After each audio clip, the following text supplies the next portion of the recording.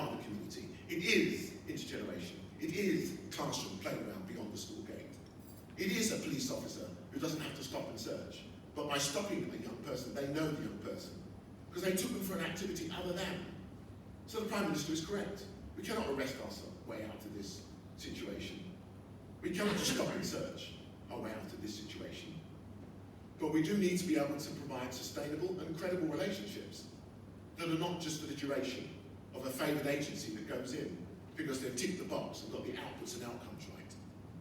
Hundreds and hundreds of millions have gone into these communities, and we've yet to get a return on them because we've simply not given the community the empowerment that they need.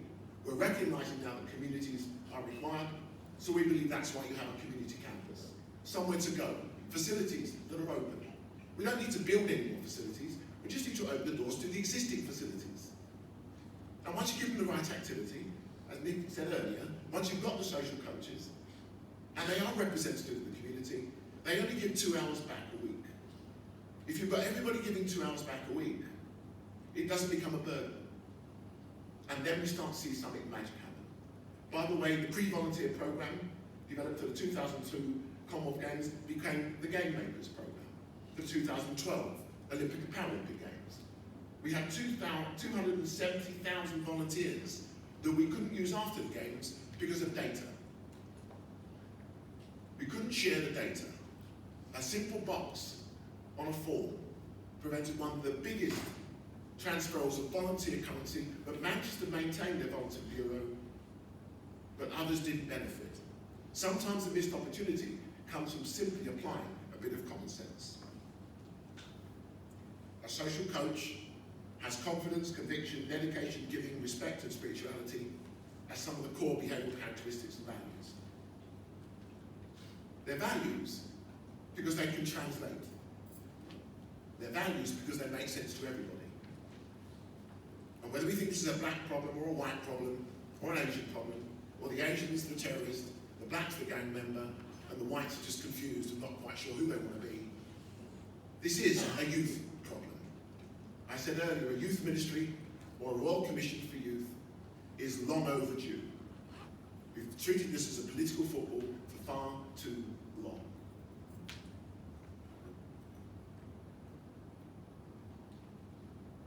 It's amazing how knives can be used creatively. All of these knives have been taken to produce a work of art. Guns were also used to produce a work of art. But ultimately, this is a community campus that we developed in Manchester, in 2 areas. Do you know why it doesn't work? Because people won't work together. 4 years of consistent meetings and dialogue and debate, of multi-agency engagement, but we're losing the ability in the art of the possible to ensure that limited resources can be used more effectively, efficiently and impactfully. But those campuses still exist, and we won't give up, because we never, never, never, never give up on young people. They are the socioeconomic short, medium and long-term return on our investment. And when people do ask me what, why, who, when and how, what do you intend to be doing when you're pensioners? Are you going to have a drawbridge? Are you going to live in a virtual world?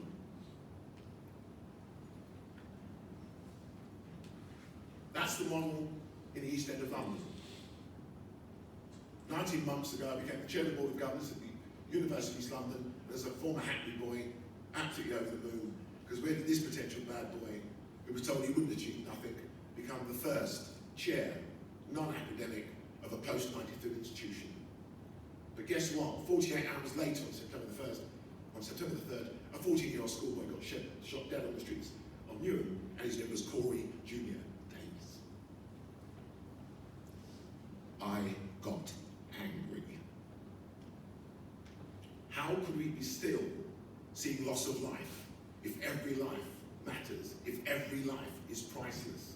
How have we gone from a 93 loss of the first life to hundreds of lives, irrespective of the political colour? All lives matter. The Youth Charter was relocated.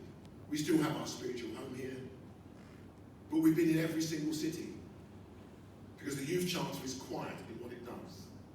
I have always been embarrassed on having to make the case for sport as a fundamental human right in the artistic, cultural, mental, physical, emotional development of our young people. But we're sharing that model. We're sharing the framework, because I'm now using the academics on my campus. None of them are saying no to me. I wonder why. Most higher education institutions are not using 60% of their real estate.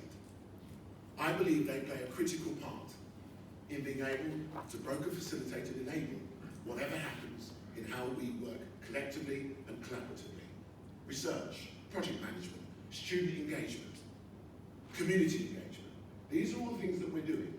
And it will happen because even those below the radar, in the game, in the life, are looking for an opportunity. Those games were special. Birmingham 2022 is the Commonwealth Games.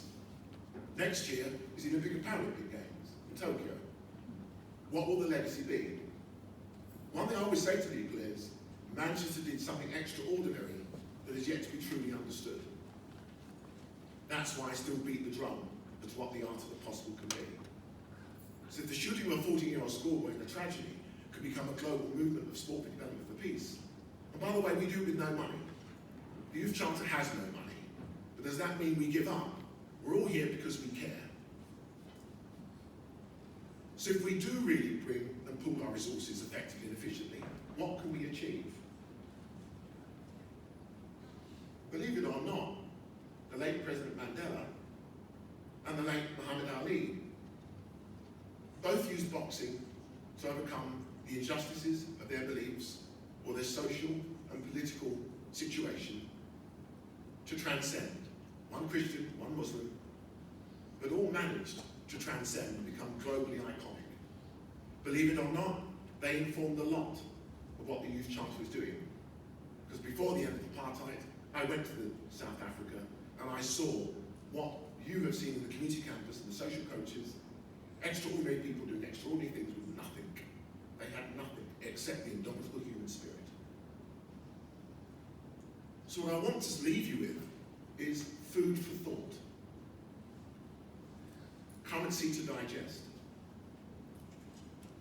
If that can all be done with a human indomitable spirit, and by the way, the challenges have been extraordinary, but it doesn't mean that we give up on what I believe we cannot afford to give up on. I saw someone come in about 7 minutes ago, so I think I would have filled the void, hopefully, with the Mayor of Manchester, Andy Burnham, able to provide some closing remarks of his keynote, because I think it would be very apt from a Greater Manchester experience. Andy Burnham, who will make his way up. I met Andy Burnham in 1997. He wasn't a parliamentarian or a political heavyweight then, but he's held all of the senior posts in government and then got frustrated with Westminster. Shrewd man, he worked it all out before it all happened. And then decided he wanted to make a difference. So he then became Mayor of Manchester and has attempted to make a difference where it matters most. Ladies and gentlemen, Andy Burnham.